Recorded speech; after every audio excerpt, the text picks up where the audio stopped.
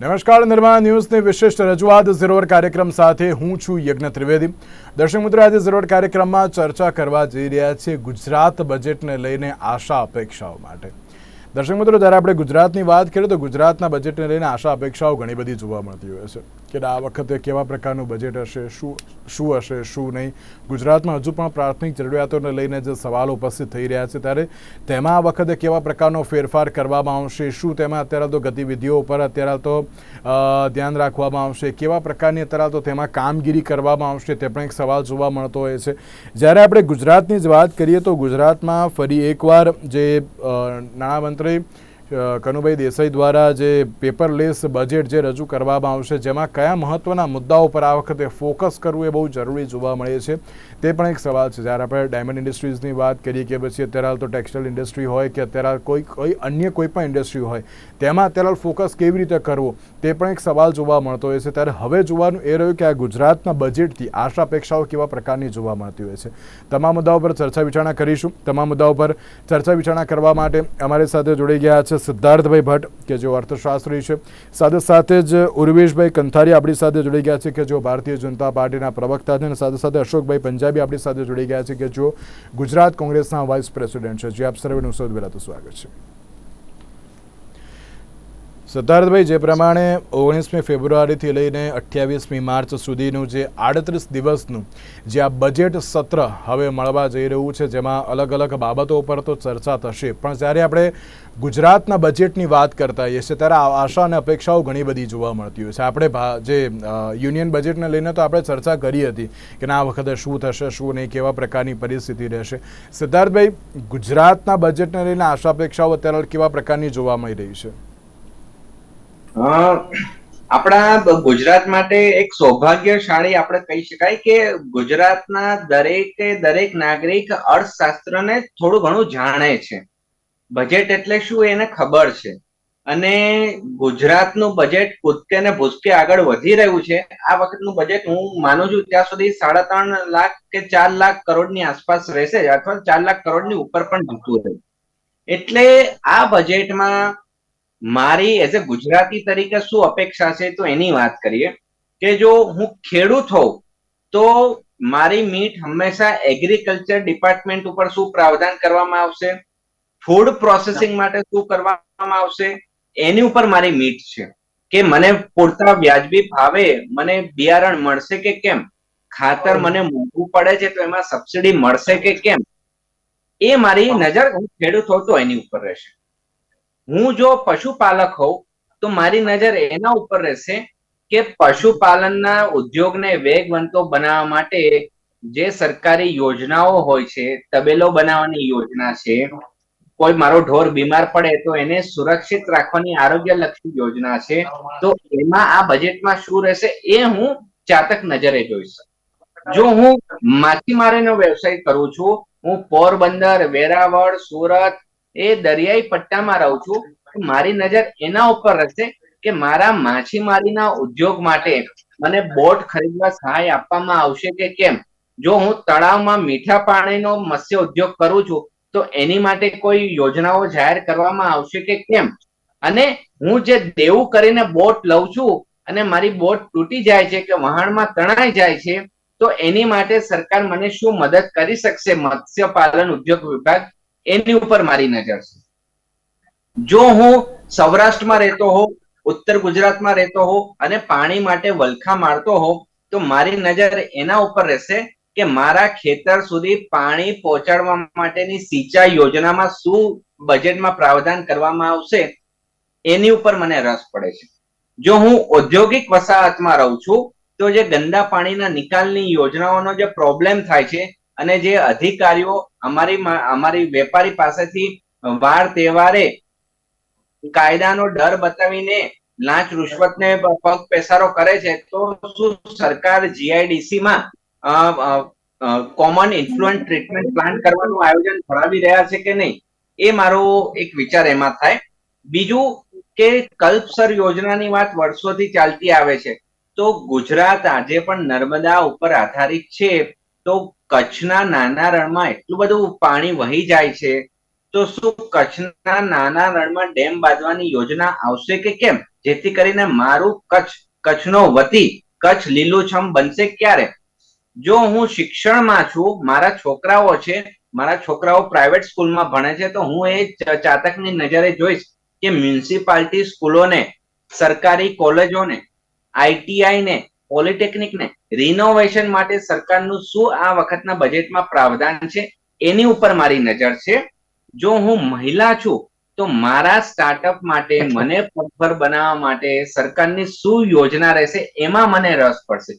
હવે સંજોગો કોરોના પછી જો મારો હસબન્ડ ગુજરી ગયો હોય કે મારો દીકરો ગુજરી ગયો હોય તો મને સહાય તરીકે સરકાર શું આપશે એમાં મને રસ છે. 1500 રૂપિયામાં યજ્ઞભાઈ દૂધની થેલી આવતી નથી મહિનાની, એટલે એ મુદ્દે પણ સહાયમાં વધારો કરશે કે કેમ, મહિલા તરીકે મને એમાં રસ પડશે. જો હું કાયદાની વાત કરું તો વેપારી હોઉં અથવા તો નાનો દુકાનવાળો હોઉં અને મારો ચેક બાઉન્સ થતો હોય તો એ કોર્ટમાં કેસ ચાલતો હોય અને કોર્ટમાં લાખોની સંખ્યામાં ભરાવો થયો છે. જો હું વકીલ હોઉં તો મને પણ એમાં રસ પડે કે નંબર ઓફ કોર્ટ વધશે કે નહીં, જિલ્લા સ્તરે, ગ્રામ્ય સ્તરે, તાલુકા સ્તરે જજીસની સંખ્યા વધારવામાં આવશે કે કેમ, કારણ કે એમાં નાણાકીય બોજ પડતો હોય છે. તો ઈઝ ઓફ લીગલ સર્વિસ કઈ રીતે બનશે એમાં મને રસ છે. જો હું શહેરમાં રહેતો હોઉં તો મારા શહેરમાં આજે પણ ટ્રાફિકની એટલી જ સમસ્યા છે, તો શું સ્માર્ટ સિટી ખાલી નામ પૂરતું નહીં, ખરેખર સ્માર્ટ સિટી મારું શહેર બનશે કે કેમ? વર્ષમાં 4 વાર રોડ બને છે, પણ દર વર્ષે 4 વાર રોડ બને છે. એ પૈસો મારો ખોટો બિન વિકાસલક્ષી કાર્યમાં ખર્ચાઈ જાય છે, તો એ પૈસા નગરજનોને સારી સુવિધા માટે, બાગ બગીચા માટે મળશે કે કેમ, એ મારો વિષય છે. હું રોજિંદો મજૂર કામદાર છું તો 5 રૂપિયાનો જે શ્રમિક અન્નપૂર્ણા યોજના છે તો એનો ફેલાવો હજી વધારે થઈ શકશે કે કેમ, એમાં મને રસ પડે છે. બીજું કે હું ઉર્જા પેટ્રોકેમિકલ તો સરકાર વેટમાં ઘટાડો કરશે કે કેમ, એમાં મને રસ પડે છે. હું ટુરિઝમમાં છું, હું સોમનાથ રહું છું, હું વડનગર રહું છું, તો મારા ક્ષેત્રનો વિકાસ થશે કે કેમ, મને રોજગારીનું ટુરિઝમ થકી સર્જન થશે કે કેમ, એમાં મને રસ પડે છે. ગુજરાતમાં ખાલી સ્ટેચ્યુ ઓફ યુનિટી બનાવવાથી ટુરિઝમમાં નંબર 1 બની જવાય તો છે, એટલે ટુરિઝમ તરીકે મને એમાં રસ પડે છે. હું વૈજ્ઞાનિક હોઉં, હું સાયન્ટિસ્ટ હોઉં તો મને એમાં રસ પડશે કે મારી શાળા કોલેજોમાં સાયન્સ ટેકનોલોજી માટેનું શું પ્રદાન કરવામાં આવે છે. સેમિકન્ડક્ટર ઇન્ડસ્ટ્રી આવી રહી છે તો એમાં યુવા તરીકે મને શું ફાયદો થશે એમાં મને રસ છે. યજ્ઞભાઈ, બિલકુલ સાચી વાત છે. અને તેની સાથે હવે જોવાનું એ છે કે આ વખતના બજેટમાં અત્યારે તો કેવા પ્રકારની આશા અપેક્ષાઓ છે, અને આશા અપેક્ષાઓની સાથે હવે કેવા પ્રકારની પરિસ્થિતિ પણ જોવા મળશે.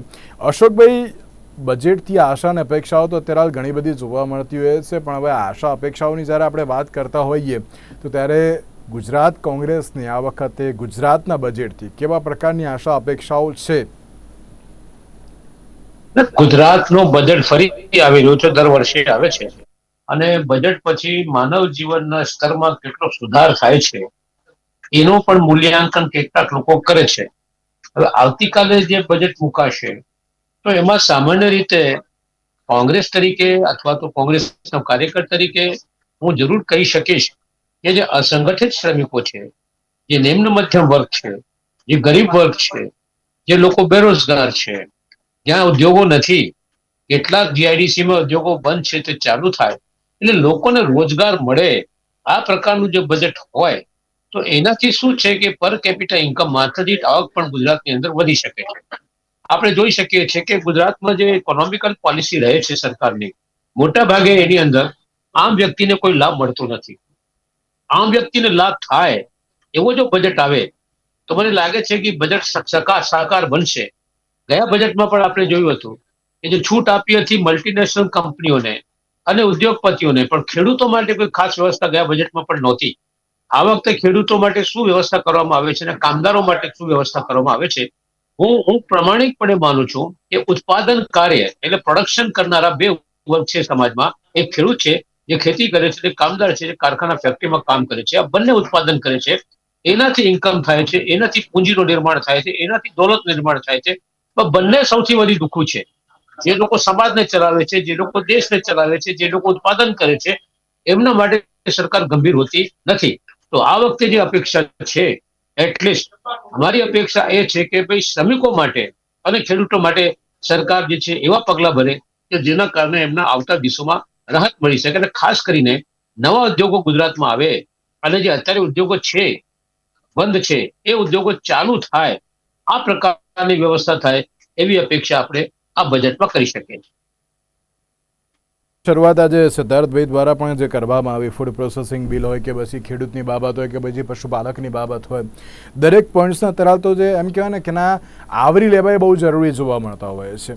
ઉર્વેશભાઈ, આશા અપેક્ષાઓ તો ઘણી બધી છે અને દર વખતે આશા અપેક્ષાઓ પર આપણે ચર્ચા તો કરીએ છીએ, પણ અમુક વાર આશા અપેક્ષાઓ પૂર્ણ થાય છે અને અમુક વાર નથી પણ થતી. સિદ્ધાર્થભાઈ મારી વાતને એગ્રી કરશે, કારણ કે અમે ટેક્સેશન ઉપર બહુ બધી ચર્ચા કરી ત્યાં પહેલાં પણ યુનિયન બજેટમાં કે ના આ વખતે શું થશે કે શું નહીં. ચાલો એ તો આશા અને અપેક્ષાઓ તમે પૂર્ણ કરી, પણ જ્યારે હવે ગુજરાતની વાત કરીએ તો અશોકભાઈએ એક બહુ સાચો એવો સવાલ કર્યો કે માનવ જીવનનું સ્તર એ અત્યારે તો ઊંચું જવું જોઈએ, તે બાબતને લઈને પ્રયાસો થવા એ બહુ જરૂરી જોવા મળે છે. ઉર્વેશભાઈ, આ વખતનું બજેટને લઈને આપની પ્રતિક્રિયા. આ વખતનું બજેટ અને છેલ્લા કેટલાક બજેટનો આપણે ચિતાર જોઈએ યજ્ઞભાઈ, તો એક મોટું આપણને એક પ્રતિબિંબ એ જોવા મળે છે કે ભારતીય જનતા પાર્ટીના વલણમાં માનવ કેન્દ્રીય અર્થવ્યવસ્થા તરફ વધારે ઝુક છે. એક પરિમાણ એવું છે કે અર્થતંત્ર કેન્દ્રી માનવ, અને બીજું માનવ કેન્દ્રી અર્થતંત્ર. એમાં માનવ જ્યારે કેન્દ્રમાં હોય ત્યારે એ સમગ્ર સમાવેશક, સબકા સાથ, સબકા વિકાસ, પર કેપિટા ઇન્કમ વધે, આ બધી બાબતોનો વધારે સમાવેશ થાય છે. એટલે આપણે જોયું હશે કે ભારતીય જનતા પાર્ટીના પ્રત્યેક બજેટના કેન્દ્રમાં માનવી રહેલો છે. એટલે અર્થતંત્રના જે 3 મૂળ પાયા છે, મેન્યુફેક્ચરિંગ, સર્વિસીસ અને એગ્રીકલ્ચર, આ ત્રણેયમાં જ્યારે ભાર આપવામાં આવે, યોગ્ય એલોકેશન્સ, જરૂરિયાતો પારખી અને એ પ્રમાણે એલોકેશન્સ કરવામાં આવે, ત્યારે એ બજેટ માનવ કેન્દ્રી બને છે. અને આ પ્રમાણેનો અભિગમ છે અને રહેશે. આજે માનનીય રાજ્યપાલે એમના વક્તવ્યમાં પણ આ પ્રકારનો સૂર વ્યક્ત કર્યો છે, અને ખાસ એમણે એ ભાર મૂક્યો છે કે જે પ્રાથમિકતાઓ છે, પ્રાથમિકતાઓને આધારે આ બજેટ આવવાની સંભાવના છે. ખાસ કરીને કેટલીક નવી જાહેરાતો થાય તેવી શક્યતાઓ છે. અને એમાં સ્પેશિયલી સ્પેશિયલ ઇકોનોમિક ઝોન્સ જે આપણે સુરતમાં એક છે કેન્દ્ર સરકારના સંકલનથી થયેલો, એવી રીતે અન્ય સ્થળોએ પણ ઇકોનોમિક ઝોન્સ ની જાહેરાત થાય એવી શક્યતા છે. ટુરિઝમ છે, માળખાકીય સુવિધાઓ છે. ઘણા હજી ક્ષેત્રો છે કે જ્યાં માળખાકીય સુવિધાઓમાં આપણે ઘણું કામ કરવાનું છે. રોડ રસ્તાઓની બાબતમાં આપણે પોસ્ટ મોન્સૂન કે મોન્સૂન આપણી ડિબેટ્સ છે એક જ વિષયથી ભરાઈ જાય છે, રોડ રસ્તાઓ. તો એ ફરીથી આપણે 25-26ના વર્ષમાં ડિબેટમાં બીજા વિષયોને પણ આપણે સ્થાન આપી શકીએ, એ હેતુથી રોડ રસ્તાઓ માટે પણ યોગ્ય ફાળવણી થાય, સમયસર કામગીરી થાય, એ જરૂરી છે. અને એ માટે જનમાનસની સૌથી નંબર 1 અપેક્ષા હોય તો એ રોડ રસ્તાઓનું સમારકામ, મેન્ટેનન્સ છે. એટલે સિદ્ધાર્થભાઈએ ઉર્વેશભાઈ, એક સવાલ મારે હવે આપને એ પણ પૂછવો છે કે તમે રોડ રસ્તાને પ્રાથમિકતાની તો તમે બાબત ઉપર ક્યાંક ફોકસ કર્યું, પણ તેની સાથે મારે એક બાબત એ પણ આપને પૂછવી છે કે રોડ રસ્તાને પ્રાથમિકતા તો તમે આપવાની વાત કહો છો, પણ દર વખતે એની જ પરિસ્થિતિ જોવા મળતી હોય છે. બીજી બાજુ અશોકભાઈ પણ મારી વાતને એગ્રી કરશે અને સિદ્ધાર્થભાઈ પણ કરશે, ખાસ કારણ કે સૌથી મહત્ત્વના 2 કી પોઈન્ટ્સ જે જોવા મળતા હોય છે, અને તે છે એજ્યુકેશન એન્ડ હેલ્થ. કે જેની ઉપર તમારે સૌથી વધારે ફોકસ કરવું એ બહુ જરૂરી છે. સાહેબ, અત્યારના સમયમાં પણ પેલું હમણાં તમે જોયો હશે એક રાજકોટનો વિડીયો કે રાજકોટની સિવિલ હોસ્પિટલમાં ઉંદર ફરતા હોય ને તેવી વિગતો જે સામે આવી હતી. પછી પકડવા ગયા ને ત્યારે ખબર પડી કે આ તો 20થી વધારે ઉંદર છે. એટલે એ પ્રકારની સાવચેતી તમારે રાખવી એ બહુ જરૂરી જોવા મળે છે. બીજી બાજુ જોવા જઈએ તો જે રીતે ઇન્ફ્રાસ્ટ્રક્ચરની વાત કરીએ તો અમુક હજુ પણ એવી શાળાઓ છે કે જ્યાં અત્યારે હાલ ઇન્ફ્રાસ્ટ્રક્ચર નથી જોવા મળતું. તમારે તેને પણ ડેવલપ કરવું એ બહુ જરૂરી જોવા મળે છે. ત્રીજી બાજુ હું કહું તો તમારે જો ટુરિઝમને અત્યારે ડેવલપ કરો છો તો ટુરિઝમને એ રીતે ડેવલપ કરો કે જેનાથી રોજગારી પણ અત્યારે તો એ પ્રમાણે ઉત્પન્ન થાય એ બહુ જરૂરી છે. અને સૌથી મહત્ત્વની બાબત કે ખેડૂતોને દર વર્ષે રાતા પાણીએ રોવાનો વારો આવતો હોય ને તેના માટે પણ સુધારો કરવો એ બહુ જરૂરી છે. ઉર્વેશભાઈ. જી, આપે ખૂબ જ યોગ્ય રજૂઆત કરી છે યજ્ઞભાઈ, કારણ કે તમે નીડ એરિયાઝને સ્પર્શ કર્યો છે. આ નીડ બેઝ બજેટ્સ થાય એ બહુ જ અગત્યનું હોય છે. એટલે રોડ, રસ્તા, શિક્ષણ, આરોગ્ય, તો આરોગ્યમાં ઘણું કામ થઈ રહ્યું છે. આરોગ્યમાં સ્કીમો આવી રહી છે, સેન્ટ્રલની સ્કીમ છે, રાજ્ય સરકારની સ્કીમો છે, કમ્યુનિટી હેલ્થ સેન્ટર્સ આપણા ચાલી રહ્યા છે. પરંતુ એની જે ગુણવત્તા જે છે એમાં એક બાજુ પ્રાઇવેટ સેક્ટર છે, એક બાજુ પબ્લિક સેક્ટર છે. યોજના આવી તો બંને માટે એક જ છે. આયુષ્માન યોજના પ્રાઇવેટ સેક્ટરમાં છે અને પબ્લિક સેક્ટરમાં છે. પરંતુ એમાં જે ગુણવત્તાની જે બે વચ્ચે જે ખાઈ જોવા મળે છે, એ ખાઈ કેવી રીતે એની પુરાંત થાય એ સૌથી અગત્યની વાત છે. એટલે પબ્લિક સેક્ટરમાં જે જાહેર આરોગ્યની વ્યવસ્થાઓ છે એની ગુણવત્તા કેવી રીતે ઊંચી આવે, ત્યાં મેન્ટેનન્સના કયા પ્રશ્નો છે કે જેને લીધે લોકો તેનો લાભ નથી લઈ શકતા, એ બધા પ્રશ્નો એડ્રેસ થાય એ ખૂબ મહત્વની વાત છે. એવી જ રીતે એજ્યુકેશન, તો એજ્યુકેશનમાં પણ ઘણી બધી ગ્રાન્ટ્સ ને સ્કીમ્સ ને સ્કિલ ડેવલપમેન્ટ સેન્ટર ને કૌશલ્યવર્ધન કેન્દ્રો ને ઘણું બધું ચાલી રહ્યું છે. પરંતુ એની ગુણવત્તા અલ્ટિમેટલી ક્વોન્ટિટીની સાથે ક્વોલિટી પણ આવે એ મહત્વનું છે. એટલે બજેટ જનરલી ક્વોન્ટિટેટિવ વિષય છે, પરંતુ એની સાથે ક્વોલિટીને કેવી રીતે એટેચ કરવામાં આવે છે કે જેથી જે સેવાઓની ગુણવત્તાની અપેક્ષા જે છે જનમાનસમાં એ સંતોષાય, એ સૌથી મહત્વની વાત છે બજેટ. હવે કેટલાક મહત્વના યજ્ઞભાઈ જે એક્ટમાં એમેન્ડમેન્ટ્સ આવવાની શક્યતા છે. સ્ટેટ જીએસટી એક્ટમાં પણ એમેન્ડમેન્ટની શક્યતા છે. પ્રોફેશનલ ટેક્સ,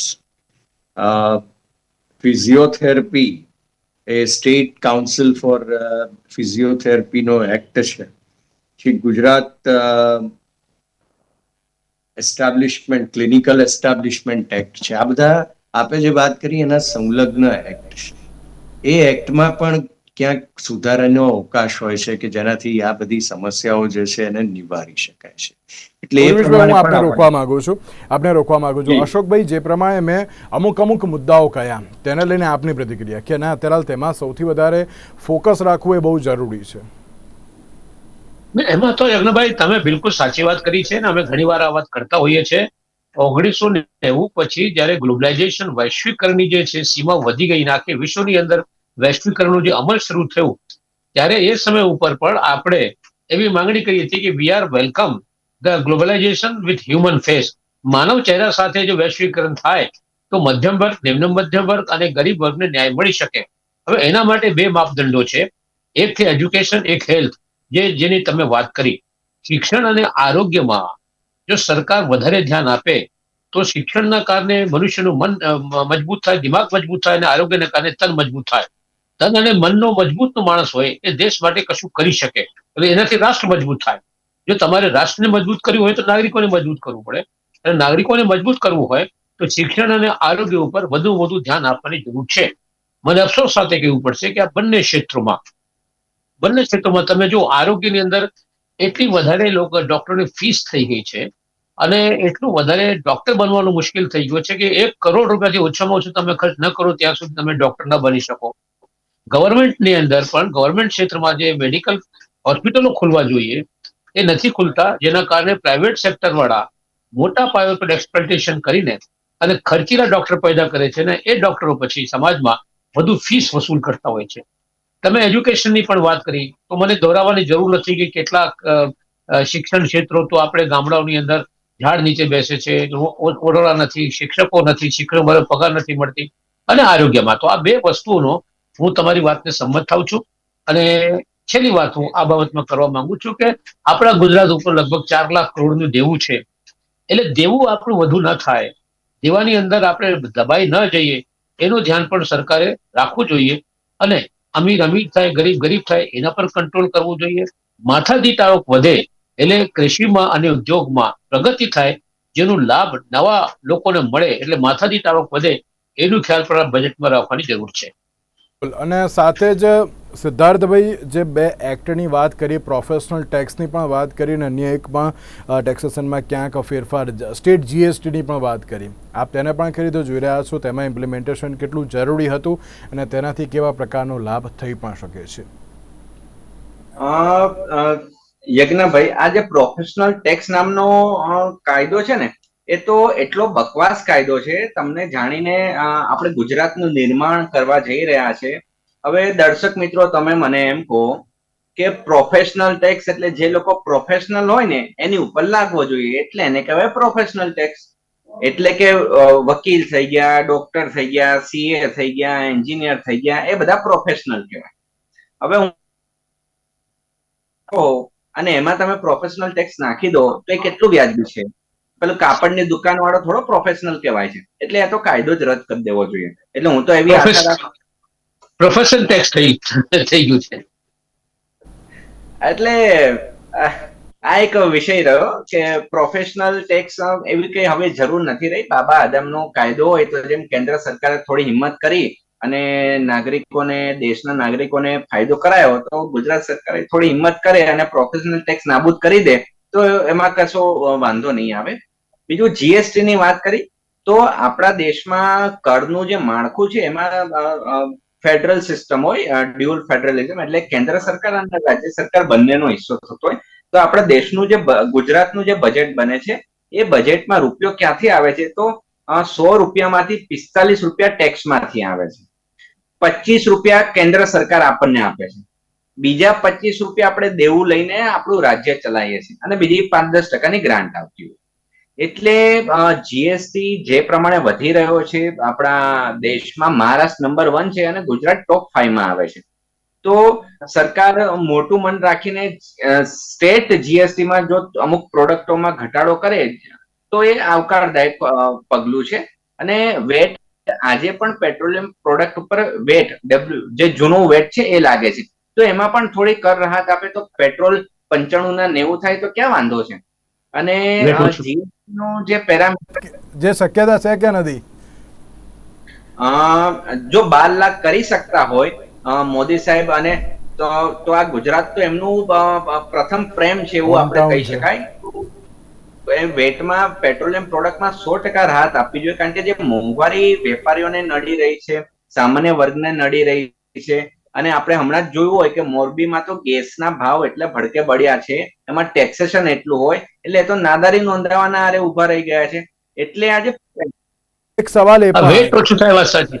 જે આવકની અસમાનતા સૌથી મોટો યક્ષ પ્રશ્ન છે, તેની ઉપર પણ કાર્ય થવું બહુ જરૂરી છે. હવે તમારી વાત સાચી કે આવકની અસમાનતા, હું તમને આ તો કહું કે જેટલું આ બજેટ હોય છે ને, તો પંજાબી સાહેબે સાચું કીધું, રાજ્યનું જે બજેટનું સાઈઝ છે ને એટલું જ દેવું છે. હવે જો આપણી સરકાર જ દેવામાં હોય તો આપણી પ્રજા પણ દેવામાં જ રહેવાની ને, એટલે એમાં બહુ ઇન્ટરેસ્ટમાં પૈસા નીકળી જાય. હા, એટલે બહુ એમાં આપણે હરખાવા જેવી વિષય વસ્તુ નથી થતી. અને તમે આપણે અભ્યાસ કરશો તો કોરોના કાળ પછી લોકોની એવરેજ ઇન્કમ ઘટી છે. પેલા એમએસએમઈ માં પેલો 12,000 કમાતો, અત્યારે 11,000 કમાય છે. એટલે આંકડા છે ને કોન્ટ્રાડિક્ટ થઈ રહ્યા છે. મારા દેશનો વિકાસ થઈ રહ્યો છે, મારા રાજ્યનો વિકાસ થઈ રહ્યો છે, પણ મારી પ્રજાનો વિકાસ નથી થઈ રહ્યો. હું એ આધારે કહું છું કે લાસ્ટ યરના બજેટમાં જોઈ લેજો તો 10,000 કરોડ રૂપિયાની ગ્રાન્ટ તો અવણ વપરાયેલી હતી ને પાછી આપી દેવી પડી. એ ગ્રાન્ટ કઈ હતી તમને ખબર છે? ખેડૂતો માટેની હતી. સહકારી વિભાગ માટેની હતી. હવે જ્યારે તમે પાયાના માણસોને જ ગ્રાન્ટ ભાઈ આપવાની છે, એટલું સરકાર મોટું દિલ રાખીને ફાળવે છે, તો બાબુઓને પૈસા આપતા ક્યાં વાંધો આવે છે? પરંતુ એમની પોલિસીઓ ઢંગધડા વગરની હોય છે કે કોઈ એમાંનો લાભ લઈ નથી શકતા. 10,000 કરોડની ગ્રાન્ટ પાછી જતી રહી. ભાઈ અને રૂવેશભાઈ, આપ ત્રણનો આભાર અમારી સાથે ચર્ચા વિચારણામાં જોડાવા માટે. તો દર્શક મિત્રો, ગુજરાતના બજેટથી આશા અપેક્ષાઓ તો ઘણી બધી જોવા મળી રહી છે, પરંતુ આ વખતે કનુભાઈ દેસાઈ દ્વારા આ બજેટમાં હવે કઈ કઈ બાબતો પર પ્રાધાન્ય આપવામાં આવશે અને કઈ કઈ બાબતો પર ફોકસ કરવામાં આવશે તો આવનારો સમય જ બતાવશે. આજના જરૂર કાર્યક્રમમાં આપશો રજા. નમસ્કાર.